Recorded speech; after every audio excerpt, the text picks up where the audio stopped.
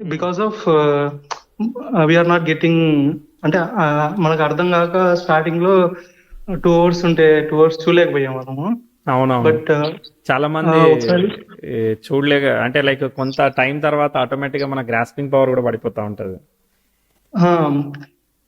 But like మీరు starting మధ్యలో కొన్ని మెడికల్ రిలేటెడ్ చేశారు. మ్మ్. అక్కడ అక్కడ ఏంటంటే ఆమ్, ఇది వేదిక్ నార్మల్వి అర్థమవుతున్నాయి, వేదిక్ కానీ కేబీ కానీ. మ్మ్. బట్ వెస్ట్రన్ సైడ్ వచ్చేసరికి ఆ, ఇక్కడ నెటల్ చార్ట్ చూసుకోవాలి, ప్లస్ ప్రోగ్రెషన్ చార్ట్ చూసుకోవాలి. ఇన్ కేస్ మనకు అర్థం కాకుంటే ట్రాన్సిషన్ చార్ట్ కూడా చూసుకోవాలి కదా. మ్మ్. అక్కడ మీరేమో ఫాస్ట్ ఫాస్ట్ గా చెప్పేస్తారు, మనం హోల్డ్ చేసుకొని చెక్ చేసుకోవాలంటే మ్మ్. కొంచెం టైం తీసుకొని చూసేవాళ్ళం. అవునవును, స్క్రీన్ పాస్ చేస్తే అయిపోతుంది కదా. అదే అదే పాస్ చేసి చెక్ చేసుకోవాలి, అంటే అవును మీరు చెప్పేది అర్థం అవుతుందా లేదా అని అంతే. అవునవును, correct correct. Very good. Birth details చెప్పండి. నేను రికార్డ్ చేసి యూట్యూబ్లో అప్లోడ్ చేస్తాను, ఓకే కదా మీకు? షూర్ అండి. ఓకే, సో బర్త్ డీటెయిల్స్ చెప్పండి. 3108 okay. 1998. Time, place? Early morning 2 AM.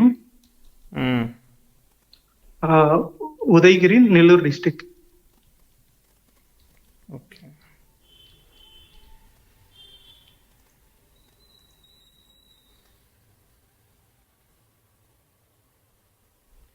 Okay, మీకు లగ్నం నక్షత్రం తెలుసా?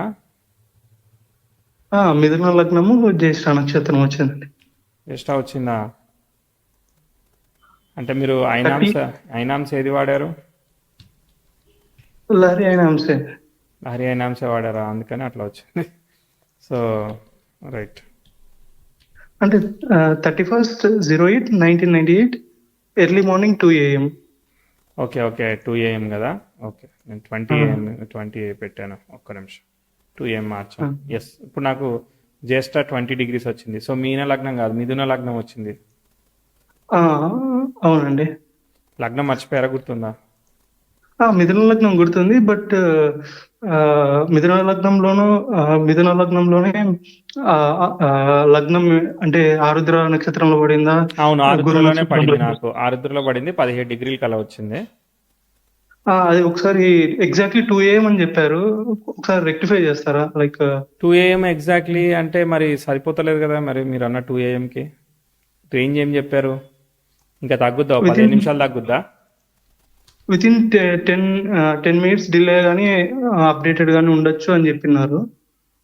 మ్మ్, మ్మ్. మనము 149 తీసుకుంటే మరి సెట్ అవుతుంది, తీసుకోనా మరి? తీసుకోండి.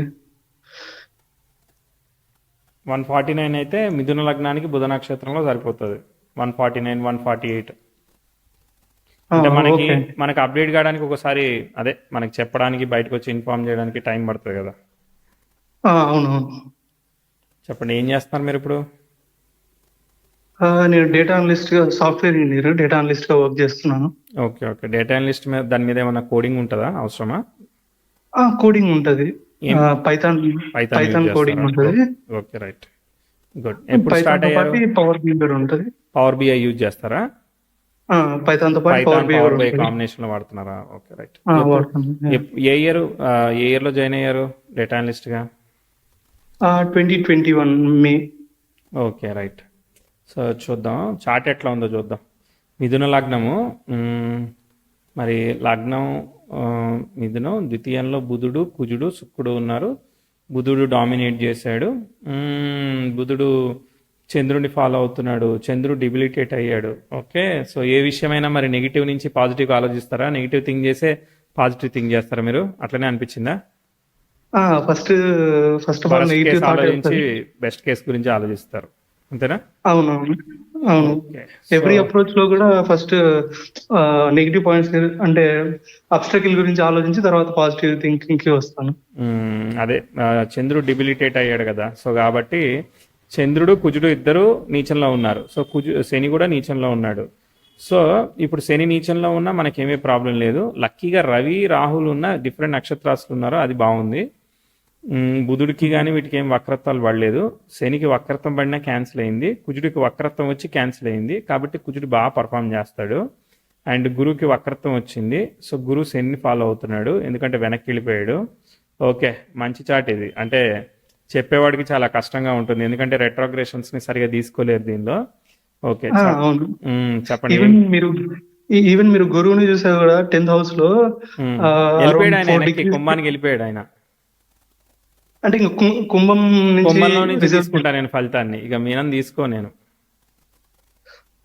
ఓకే. యాక్చువల్లీ నేను చెక్ చేసేటప్పుడు మీనం నుంచి చూసుకుంటే గురు ఆస్పెక్ట్స్ 2nd హౌస్ మీద 6th హౌస్ మీద ఉన్నాయి కాబట్టి ఈవెన్ దో డిబ్లియేటెడ్ అయినప్పటికీ లైక్ నీచంలో ఉన్నప్పటికి కూడా క్యాన్సిల్ అవుతుంది అనే నీచం. చంద్రుడు కూడా నీచంలో పడ్డాడు కదా, అట్లా కూడా క్యాన్సిల్ అవుతుంది. 2 ప్లానెట్స్ పరివర్తనం చెందాయి కదా నీచంలో పొందిన కుజ చంద్రుడు, అట్లా కూడా నీచభంగం అవుతుంది.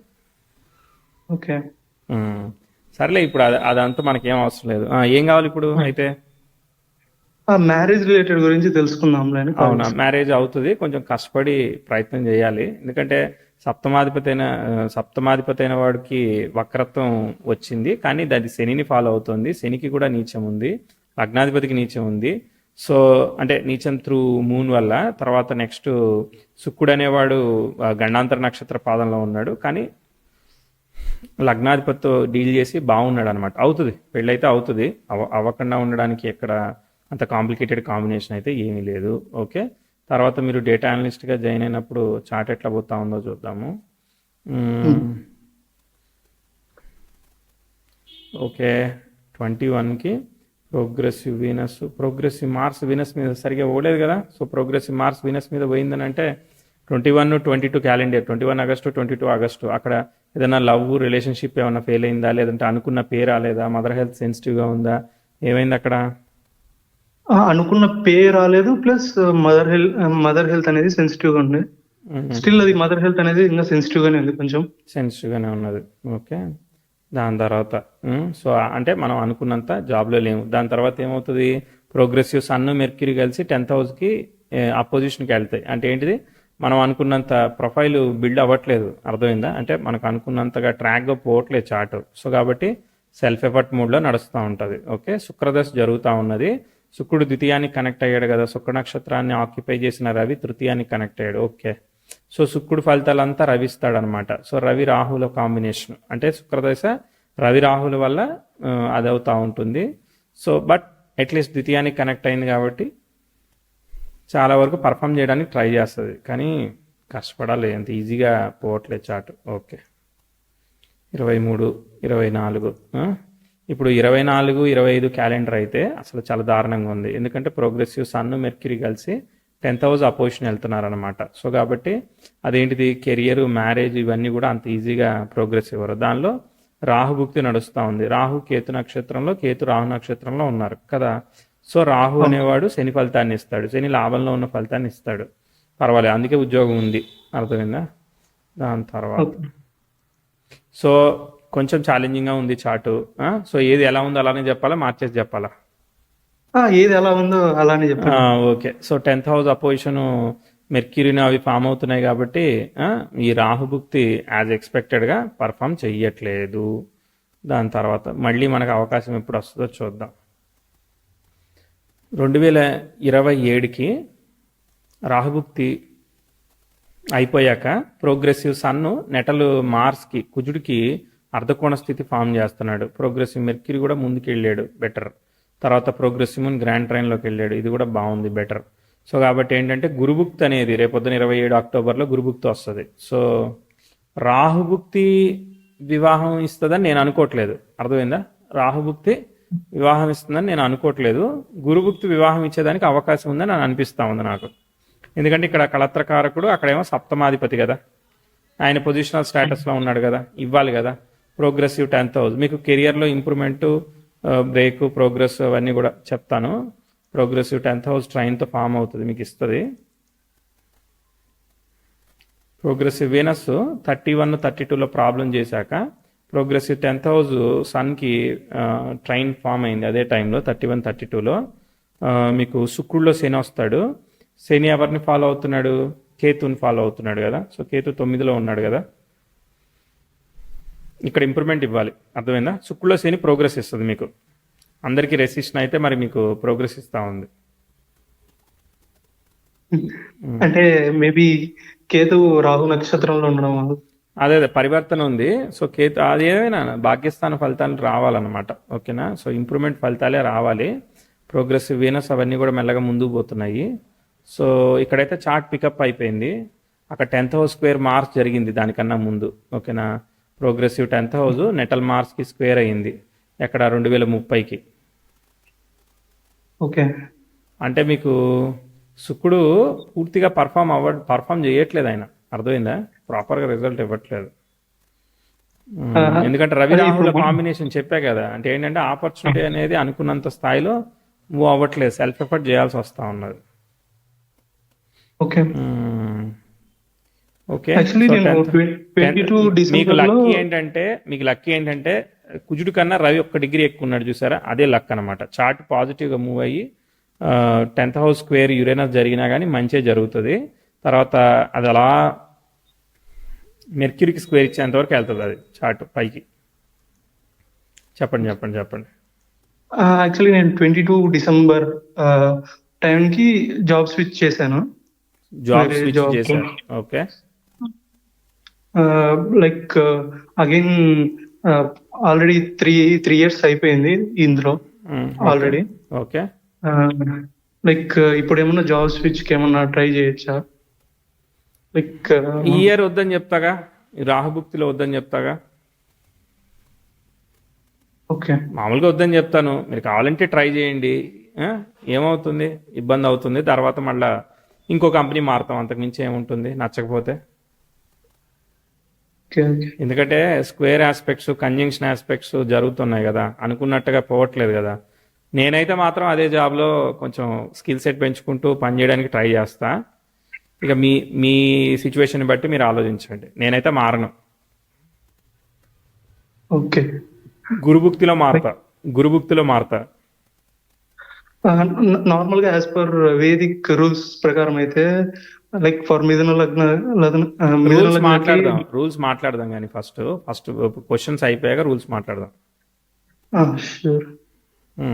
ఇంకా ఎక్కువ బిజినెస్ రిలేటెడ్ థాట్స్ అన్ని వస్తుంటాయి. లైక్ ఫైనాన్స్ రిలేటెడ్ టాపిక్స్ గురించి ఎక్కువ ఆలోచిస్తుంటా. లైక్ స్టాక్స్ గురించి కానీ, అంటే ఇంట్రాడే ఫ్యూచర్ ఉన్న ఆప్షన్స్ చేయను కానీ, బట్ ఫండమెంటల్స్ చదవడం కానీ ఆర్ డేటాని చెక్ చేయడం కానీ, ఈ డేటా ఎట్లా వెళ్తుందో చూడడం కానీ, ఇదంతా కొంచెం రీసెర్చ్ చేస్తుంటా ఎక్కువగా.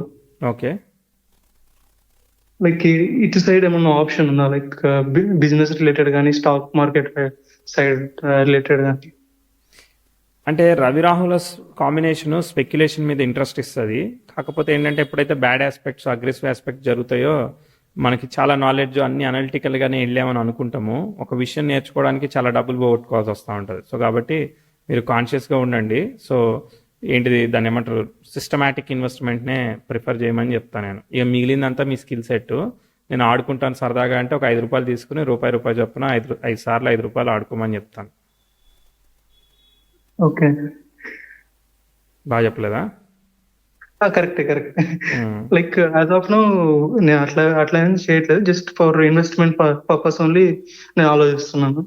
చేసుకోండి. కాకపోతే ఇప్పుడు అగ్రెసివ్ ఆస్పెక్ట్స్ ఉన్నప్పుడు అనుకున్నట్టుగా ఉండదు. కాబట్టి కేర్ఫుల్గా ఇప్పుడు లంసమ్ అమౌంట్ పెడదాం అనుకున్నప్పుడు కూడా ఫైనాన్షియల్ కన్సల్టెంట్తో ప్రాపర్గా రైట్ టైమా కాదా, ఎంత స్ప్లిట్ చేసి ఎలా చేయాలి, యావరేజింగ్ ఎట్లా చేయాలని తీసుకొని మీరు చెయ్యండి. ఒకవేళ లంసమ్ ఉంటే.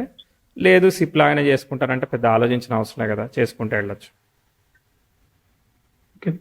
లైక్ ఏదన్నా బిజినెస్ రిలేటెడ్ ఏదన్నా బిజినెస్ అంటే ఏం బిజినెస్ చేద్దామని? లైక్ ఏదన్నా మీరు అనలిస్ట్ గానే కన్సల్టింగ్ సర్వీస్ ఇవ్వాలి తప్ప ఇంకేం చేసేదానికి లేదు ఇక్కడ. థర్డ్ హౌస్ కదా, థర్డ్ హౌస్ రిజల్ట్స్ ఇస్తున్నాడు కదా వీనస్. కాబట్టి రవి రాహులు. సో మీరు వేరే వాళ్ళు ట్రేడ్ చేయడానికి ఏదైనా అనాలిసిస్ చేసి మీరు ఒక ట్రైనింగ్ టీచింగ్ లాగా చేయాలి అంతే. ఓకే. ట్రైనర్ గాను టీచర్ గాను చేస్తే అక్కడ వర్కౌట్ అవుతుంది అనమాట. మీరు ఎగ్జిక్యూటర్ కాకూడదు. ఆహా. వెళ్తుందిలే చాటు పైకి వెళ్తుంది. తర్వాత రవిదాస్ వస్తుంది. రవి స్టార్ని శుక్రుడు ఆక్యుపై చేశాడు కదా, రవిదాస్ బాగుంటుంది. అర్థమైందా? రవిదాస్ చాలా బాగుంటుంది. తర్వాత రవి లైక్ శుక్రుడు వచ్చేసి 20 years అంటే రవి మాత్రం 6 years కదా నార్మల్ దశ పీరియడ్ చూసుకుంటే. ఇదే ఇదే చాలా మందికి ఏంటంటే 20 సంవత్సరాల దశ ఇలా ఉంది, 6 సంవత్సరాల దశ. ఇప్పుడు ఫర్ ఎగ్జాంపుల్ మీరు ఒక ఒక ఒక ప్లాట్లో ప్లేస్ లాంటిది ఒకటి కొన్నారు 5 లక్షలు పెట్టి, ఓకేనా? 50 కోట్లు అయిపోయింది. సో ఈ 6 సంవత్సరాలు కాదు 2 సంవత్సరాలు అయిపోయింది. సో శుక్రదశలోనేమో ఒక ఒక 20 లక్షలు పెట్టి ఒక 2 ఎకరాలు పొలం కొనుక్కున్నారు. 20 ఏళ్ళైనా పాపం ఆ ఊర్లో అసలు ఏమీ పెరగట్లేదు. అది 20 లక్షలు కాస్తే 25 లక్షలు అయింది. ఇప్పుడు రవిదశ గొప్పదా శుక్రదశ గొప్పదా? రవిదాస్.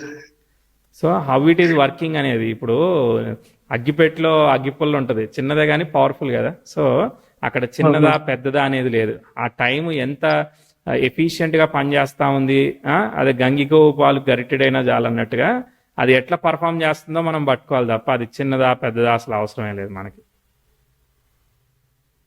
ఓకే కాదంటారా? ఓకే, కరెక్ట్ అండి. అది తర్వాత నాకు రవిదశ తర్వాత చంద్రుడు వస్తాడు. చంద్రుడు తర్వాత కుజుడు, మళ్ళీ రాహు వస్తాడు. రానియండి. చంద్రుడు నీచంలో ఉన్నాడు, కుజుడు నీచంలో ఉన్నాడు కదా, అందుకు ఆలోచిస్తున్నా. లైక్ ఈవెన్ ఇక్కడ నాది 2nd house 6th house ఉంది కదా, అక్కడ చంద్రుడు చంద్రుడు శుక్రుడు ప్లస్ మూన్ కూడా బుధుడు నక్షత్రం బుధుడు నక్షత్రంలో ఉన్నారు. అండి కుజుడు అయితే పనిచేస్తాడు, నాకు అసలు ఎటువంటి సందేహం లేదు కుజుడి మీద. నెక్స్ట్ ఇది శుక్రుడు కొంచెం శుక్రుడు యావరేజ్. రవి బాగా పనిచేస్తాడు, కుజుడు బాగా పనిచేస్తాడు. చంద్రుడు కేర్ఫుల్ గా ఉండాలి. గురువు ఇంకెందుకు అంత అనలైజ్ చేసుకుంటూ పోవడం, ఇప్పుడు ఏం కావాలో చూసుకుంటే అయిపోద్ది కదా. అంటే లైక్ ఒకసారి అనాలిసిస్ చేస్తే ఇప్పుడు మీరు నార్మల్ గా ఇప్పుడు క్వశ్చన్ ఇప్పుడు మనకు చాట్ అర్థమైంది కదా. ఇప్పుడు క్వశ్చన్ ఏంటిది? పెళ్లి కావాలి, పెళ్లికి కొంచెం టైం పడతా ఉన్నది, ప్రయత్నం చేయండి, ఇంకా కొంచెం టైం పడుతుంది అని చెప్పాం. గురుభుక్తిలో చేసుకోమన్నాం, అయిపోయింది. జాబ్ మారుతానంటే వద్దని చెప్పేసాం, అయిపోయింది. ఇంకేం కావాలి? ఇంకేదో రూల్స్ మాట్లాడుతున్నాం కదా, రూల్స్ మాట్లాడదామా? మామూలు డౌట్లు అయిపోయినాయా? అయిపోయినాయి. రూల్స్ ఏంటి? Last one doubt, like business angle లో రియల్ ఎస్టేట్ రిలేటెడ్ ఏమన్నా ప్రోగ్రెస్ ఉంటుందా ఇన్ కేస్? ఎప్పుడు చేయాలి? ఇప్పుడు ఈ జాబ్ మానేస్తారా, రియల్ ఎస్టేట్ చేసుకుంటారా? లేదు, లైక్ ఈ జాబ్ చేస్తేనే బ్యాకప్ గా అంటే మీరు తిరగాలి, అది టైం స్పెండ్ చేయాలి కదా, లేని ఎట్ అవుతుంది. 2 పడవల మీద కాళ్ళు, అసలే దశ సగంలో సగం పని చేస్తూ ఉంటాయి. ఓకే, 2 పడవల మీద ఎట్లా కాలు వేస్తామని అడుగుతున్నా. అది కూడా కరెక్ట్. మరి టైం లేనిదే అది డ్రీమ్ అవుతుంది, బుక్ లో రాసుకొని పక్క పెట్టుకోవాలి. ఓకే, నెక్స్ట్ అంతే రూల్స్. లైక్ ఇందాక నేను చెప్పాను కదా, లైక్ మదర్ హెల్త్ ఇష్యూస్ గురించి, అది ఎప్పటికి లైక్ బాగుంటది. అది ఆ చాట్ లో ఉంటది, మన చాట్ లో ఎందుకు ఉంటది? అది మనం అంటే మన చాట్ నుంచి చెక్ చేయాలి. మన చాట్ లో మనం ప్రాబ్లమ్ ఐడెంటిఫై చేస్తాం, రిజాల్వేషన్ ఐడెంటిఫై చేయొద్దు కదా. సో అటు సైడ్ ఏమైంది, అది ఎందుకు అట్లా ఫ్లో అట్లా ఎందుకు వర్క్ అవుతా ఉందో ఆ చాట్ నుంచి మీరు అనలైజ్ చేయండి. రూల్స్ మాట్లాడతలేరు మీరు, రూల్స్ మాట్లాడతారేమో అని నేను ఎక్సైట్ అవుతున్నాను. రూల్స్ మాట్లాడదాం. చెప్పండి. లైక్ నేను నార్మల్ గా చెప్పాను కదా, లైక్ నేను గురువుని ఇప్పుడు 10th house నుంచే చూసాను. చూడండి, మీరు చెప్పిన నేను 9 చూసుకుంటున్నాను. ఇప్పుడు మరి గురువు కేతువు కలిసి 9th house కలిసి అంటే వాళ్ళు నాకు నక్షత్రంతో కలిస్తేనే కలిసినట్టు చెప్పండి, రాశిలో కలిస్తే చెప్పండి నాకు.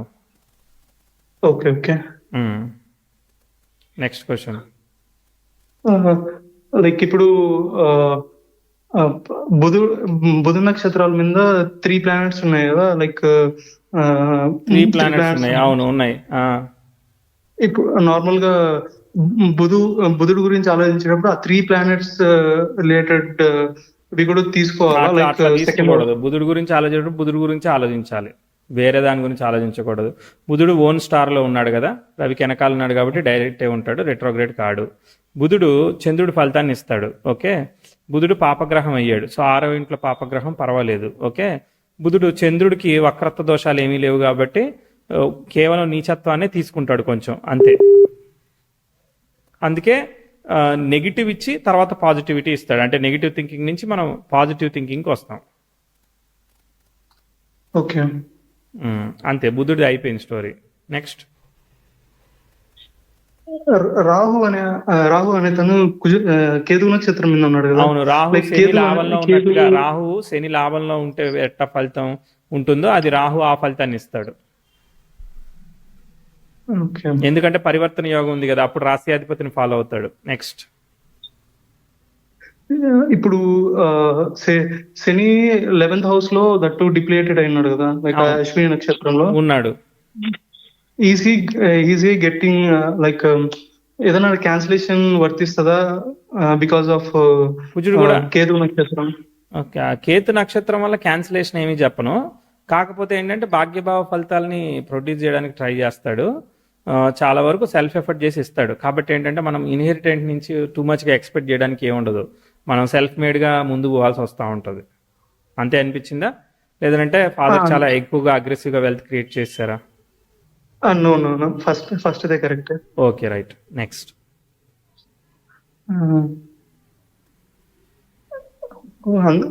అంతే మ్యాక్స్, అంతే అంతే అయిపోయిందా? సో రూల్స్, కాన్ఫ్లిక్టింగ్ రూల్స్ ఏమొచ్చినాయి నాతో? అంటే చెప్పారు కదా ఇందాక, గురువుని గురువు తీసుకోవడంలో, గురించి గురువుని తీసుకోవడం. తీసుకోవడంలో కొంచెం ప్రాబ్లం వచ్చింది. ఉమ్, ప్లస్ ఇంకోటి రవిరాహుల్ కాంబినేషన్ కదా, అవును 3rd హౌస్ రిలేటెడ్. అవునవును, కరెక్ట్. అందుకే కదా యాక్చువల్లీ ఒక్కోసారి మీరు గట్టిగా ఒక్కోసారి ఒక మాట అంటే ఎదుటోళ్ళు బాధపడే అవకాశం ఉంటుంది.